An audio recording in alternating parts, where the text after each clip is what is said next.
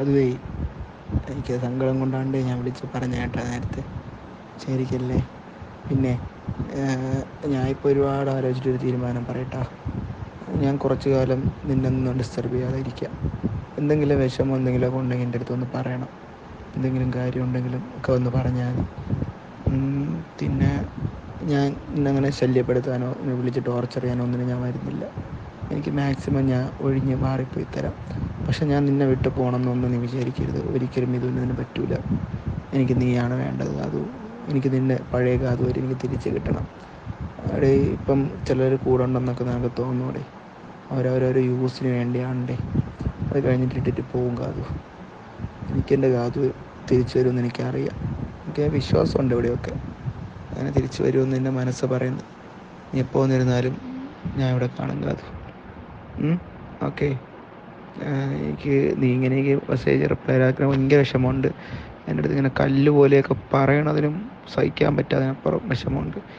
പക്ഷേ ഒരു സമയം എൻ്റെ അമ്മ സത്യമായിട്ടും നിൻ്റെ അടുത്ത് ഞാൻ ഞാൻ നിൻ്റെ അടുത്ത് കള്ളത്തരമൊന്നും കാണിച്ചിട്ടില്ല ഇത്രയും കാലം. ഇഷ്ടം കൊണ്ടൊക്കെ പറ്റിപ്പോയതാണ്ട. പക്ഷേ ഇത് മുതലെടുക്കണ ആരെങ്കിലുമൊക്കെ ഒരുപാട് പേര് കാണും. എന്തെങ്കിലും രീതിയിലായിരുന്നാലും ഒക്കെ മുതലെടുക്കണവരാണ്ടേ. എന്നെപ്പോലെ ആരും നിന്നെ സ്നേഹിക്കുകയില്ലടാ. എന്തായിരുന്നാലും എനിക്ക് പറ്റൂലടേ. പക്ഷെ ഞാൻ ഉറപ്പായിരുന്നു നിനക്ക് സംഭവം പറയാം. ഞാൻ നിന്നെ ശല്യപ്പെടുത്തില്ല. എന്തെങ്കിലുമൊക്കെ ഉണ്ടെങ്കിൽ ഞാൻ ഇങ്ങനെ മെസ്സേജ് ഇട്ടിരിക്കുക. നീ ഇത് കണ്ടിട്ട് സീനാക്കിയിട്ട് തോന്നണമെങ്കിൽ റിപ്ലൈ തന്നാൽ മതി. എനിക്ക് എന്തെങ്കിലും ഉണ്ടെങ്കിൽ. പിന്നെ ശരിയടേ. നാളെ എന്തായാലും അമ്മയും അച്ഛനൊക്കെ പോകണം തോന്നുന്നുണ്ട്. എനിക്ക് അറിഞ്ഞൂടാ. അവർ കോവിലിൽ നീ വരുമെന്നൊക്കെ. പക്ഷെ ഭയങ്കര സന്തോഷമായിരുന്നു അമ്മയ്ക്കൊക്കെ. കുഴപ്പമില്ലടേ. എനിക്ക് എല്ലാവരും എന്നെയാണ് കുറ്റപ്പെടുത്തണേടേ. മാമിക്കൊന്നും നിൻ്റെ അടുത്ത് ഒരു കുഴപ്പമില്ലടേ.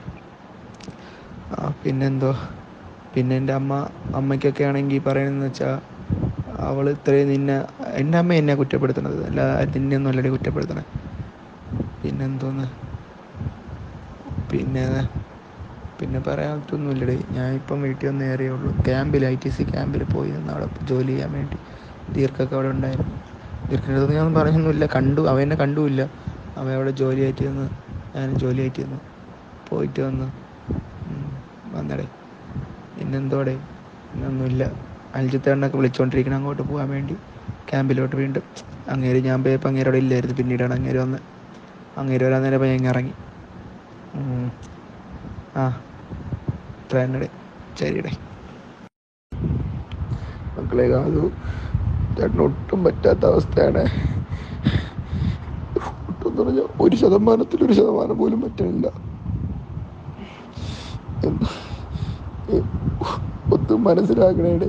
ഈ ഒരു അവസരമെങ്കിലും തരയോടെ ഒന്ന് സംസാരിക്കണേ. പഴയ പോലെ അവിടെ എൻ്റെ അടുത്ത് ഒന്നും അവിടെ എനിക്ക് പറ്റണില്ലടി. ഒട്ടും പറ്റാത്ത അവസ്ഥയായിട്ടാണ്ട് ചാവൂന്നല്ലെങ്കിലൊക്കെ പറയണത് നീ നഷ്ടപ്പെട്ടു പോകുമെന്നുള്ള പേടിയുണ്ടാണ്ട്. അല്ലാതെ ഞാൻ ഭീഷണിപ്പെടുത്തിയൊന്നും അല്ലടേ. ഇതൊക്കെ ഇത്രയും വലുതായിട്ട് നിനക്ക് ഫീൽ ആവണമെന്നൊന്നും എനിക്ക് അറിഞ്ഞുകൂടായിരുന്നടേ. എനിക്ക് നിന്നെ മാത്രമേ ഉള്ളൂ ഇഷ്ടം ലോകത്തിൽ. വേറെ ആരുടെ എനിക്കൊന്നുമില്ലടാ. എടാ ഇത്രയും കെഞ്ചിക്കലടാ. ഒന്നും വിട്ടടാ. ഇത്രയും വിളിച്ചിട്ട് എടുത്തിട്ടാണ് എനിക്ക് നിന്നെ കാണണമെന്ന് മാത്രമേ ഉള്ളേ. എനിക്ക് വേറെ ഒരു ആഗ്രഹവും ഇല്ല. എനിക്ക്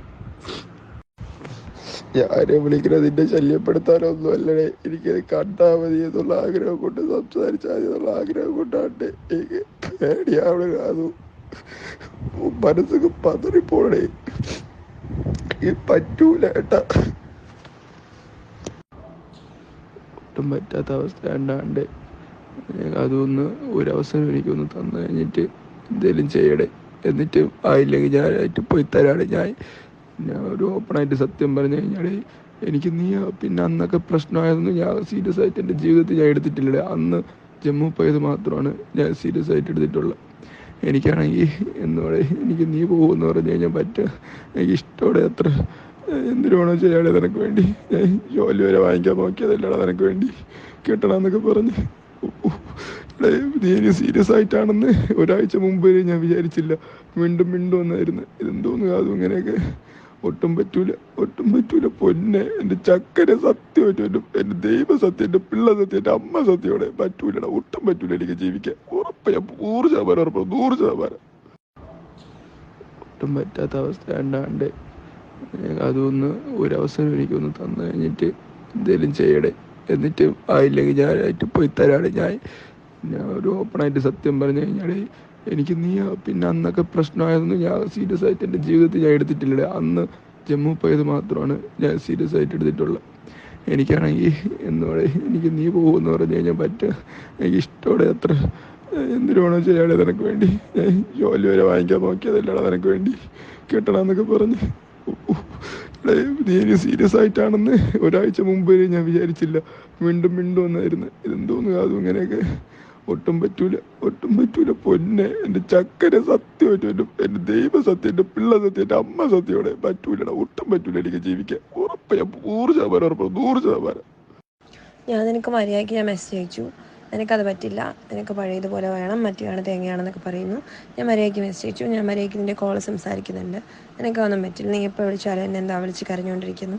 നീ കരഞ്ഞിട്ട് എനിക്കൊന്നും തോന്നുന്നില്ല, അതാ സംഭവം. നീ കരഞ്ഞാലും കരഞ്ഞോട്ടെ. ഞാൻ നിന്നെ 5 വർഷം എനിക്ക് പറ്റുന്നുണ്ട്. 5 വർഷം എന്ന് പറയുന്നില്ല, 3 വർഷം. 2 വർഷം എനിക്കും ഇഷ്ടമായിരുന്നു. 3 വർഷം ഞാൻ എൻ്റെ മാക്സിമം നോക്കി, എനിക്ക് പറ്റുന്നില്ല. 3 വർഷം ഞാൻ ട്രൈ ചെയ്തു, എനിക്ക് പറ്റിയില്ല. ഇനി 3 വർഷം നീ ഒന്ന് ട്രൈ ചെയ്യും, നിനക്ക് പറ്റുന്നുണ്ടോ എന്ന്. എല്ലാം അങ്ങോട്ടും ഇങ്ങോട്ടും നോക്കുന്നുണ്ടല്ലോ. നീ ട്രൈ ചെയ്യും, നിനക്ക് എന്തായാലും പറ്റും. എനിക്ക് എന്തായാലും പറ്റുന്നില്ല. എൻ്റെ ചോയ്സ് ഇതാണ്. ഞാൻ ചൂസ് ചെയ്ത് കഴിഞ്ഞു. ഇപ്പം പറഞ്ഞില്ല 1 മാസം ആവുമെന്ന്, അതിന് 2 മാസമാവും, 3 മാസമാവും, മാസങ്ങളങ്ങ് പോയിക്കൊണ്ടിരിക്കും. എനിക്ക് പറ്റില്ല. എനിക്ക് റെക്കോർഡ് കേൾക്കാനും സൗകര്യമില്ല. എടാ എനിക്കറിയാം 3 വർഷമൊന്നും അല്ല കാതു, 2 വർഷം കൊണ്ട് എൻ്റെ അടുത്ത് അഡ്ജസ്റ്റ്മെൻ്റ് ആണ് നീ, എനിക്കറിയാം. 2 വർഷം കൊണ്ട്. അത് പക്ഷേ എനിക്ക് ഇപ്പോഴത്തൊക്കെ ചിന്തിക്കുമ്പോഴാണ് ഓർമ്മ വന്ന്. അല്ലാതെ എൻ്റെ മനസ്സിൽ പോലും ഒന്നും വന്നില്ല കാതു. പറ്റില്ല ഒന്ന്. ഞാൻ ഇത്രയും സ്നേഹം ഉണ്ടല്ലോ എൻ്റെ ഇങ്ങനെ പുറകെ പറഞ്ഞതും എല്ലാം. അല്ലെങ്കിൽ ഈ കടലിൽ പോയി കൂടെ എടാ ഫോണ് ഒന്ന് അവസരം താടാ, കാല് പിടിക്കാടാ.